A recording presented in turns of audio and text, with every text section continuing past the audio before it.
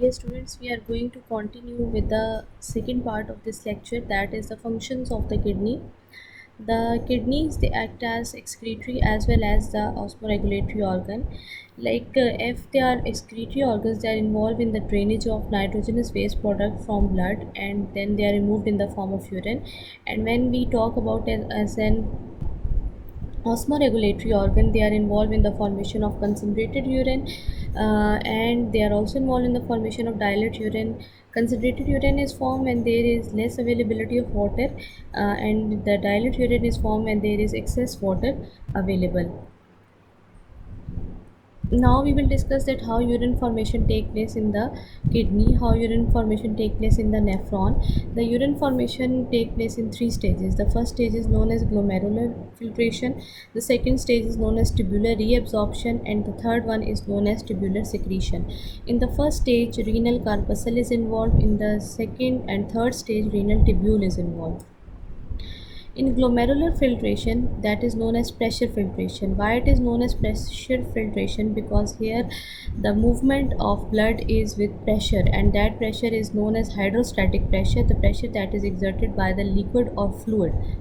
The glomerular capillaries, they have high blood pressure, and that blood pressure is higher as compared to any capillary network in the body.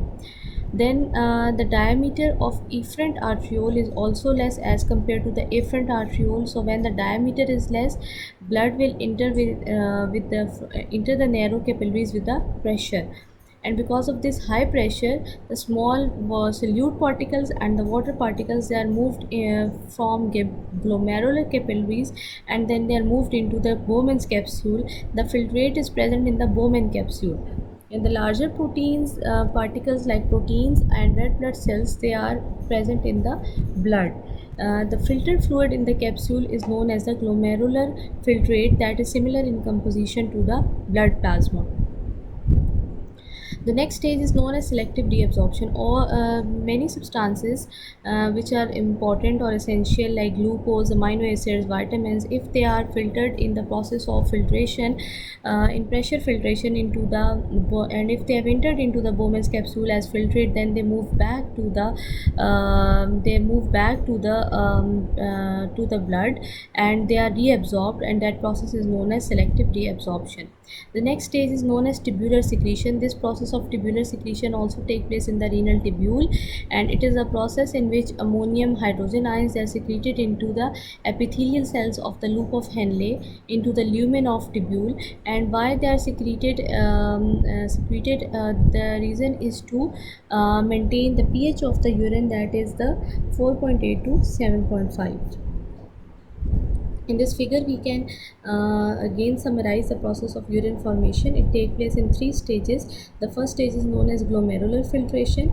This glomerular filtration takes place in the network of glomerular capillaries and the Bowman's capsule, and because of high pressure, the particles, they are filtered into the Bowman's capsule. From Bowman's capsule, then tubular reabsorption take place in the peritubular capillaries, and the solute particles which are important, they move back into the filtrate, back to the plasma of the peritubular capillaries. And in tubular secretion, many additional waste product, if they are present in the peritubular capillaries, they move back into the lumen of the collecting duct, and then different other substances, they are secreted into the lumen of the loop of Henle. And why they are secreted because of the reason to maintain the pH of the urine. The next stage is the mechanism of urine formation. The mechanism of urine formation, the water that it is absorbed throughout the length of the nephron, but the formation of concentrated urine is dependent on reabsorption of water from the loop of Henle and collecting duct, that is achieved by countercurrent multiplier mechanism. The countercurrent multiplier mechanism is a type of mechanism in which the filtrate that is moving in the limbs of loop of Henle and the blood that is moving in the capillaries of the vasa recta, they are in opposite direction, and the water is greatly reabsorbed when fluid travels in the ascending limb of the ascending limbs, the sodium chloride, and then it is transported out of the limb to the surrounding area, which is known as the interstitium. Hormones like aldosterone, it controls the movement, and then it increases the concentration of water in the filtrate, and it decreases the concentration of water in the kidney interstitium. As a result, water moves from filtrate into the kidney interstitium by the process that is known as osmosis. Movement of water is also promoted by the hormone that is known as antidiuretic hormone, and it is secreted by posterior lobe of pituitary.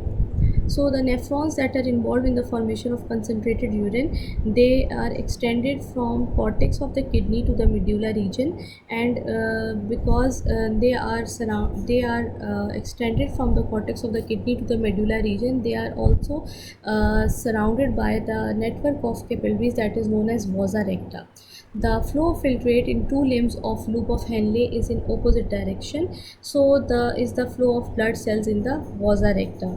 The concentrated urine is formed by the following stages: the sodium chloride, which is transported from ascending limb of Henle loop, it is transported to the descending limb of vasa recta because they are in opposite direction from one another.